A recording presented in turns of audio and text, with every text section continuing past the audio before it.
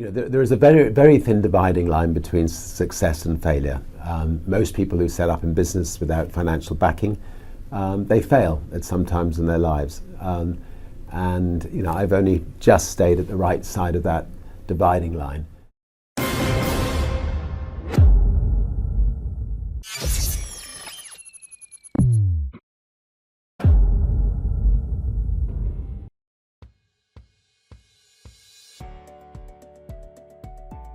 Look, I think the most important thing about running a company is to remember all the time what a company is. A company is simply a group of people, and as a leader of people, you have to be a great listener, you have to be a great motivator, you have to be very good at praising and looking for the best in people. People are no different from flowers. If you water flowers, they flourish. If you praise people, they flourish, and that's a critical attribute of a leader.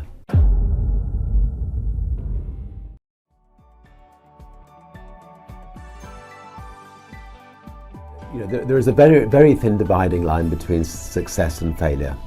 Most people who set up in business without financial backing, they fail at some times in their lives. And I've only just stayed at the right side of that dividing line. For instance, just after we had a record company, I was fed up flying on other people's airlines. I felt that the experience of flying on other people's airlines was an unpleasant one, and I decided to set up an airline. Our bank went into a complete panic attack, and when I came back from doing the inaugural flight of Virgin Atlantic's very first flight from London to New York, I came back to find the bank manager sitting on my doorstep and informing me that they were going to close Virgin down on the Monday, and this was the Friday, and that I had 2 days to effectively pay them off the monies that they'd loaned us. And I remember pushing the bank manager out of my house, telling him he wasn't welcome, which is a dangerous thing to do to your bank manager, and then spending the weekend ringing around the world to all of the distributors of our music, asking if they could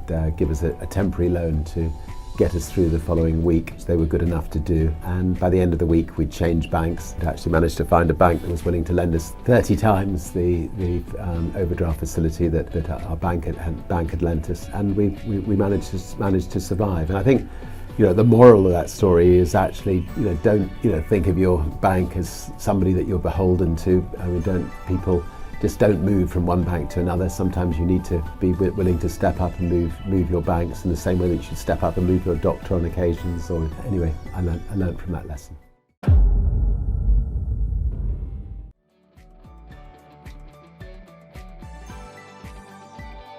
Virgin does work very well without me. I mean, I use myself to build the brand, to build the sort of 300 or 400 companies around the world. But I also learnt the art of delegation. I have a fantastic team of people who run the Virgin companies, give them a lot of freedom to run the companies as if they were their own companies, give them the freedom to make mistakes. And the Virgin brand is now maybe one of the top 20 brands in the world, well respected. And when my balloon bursts, Virgin will continue to flourish. Maybe I had the icing on the cake on occasions. Maybe they'll have to spend a bit more money on marketing,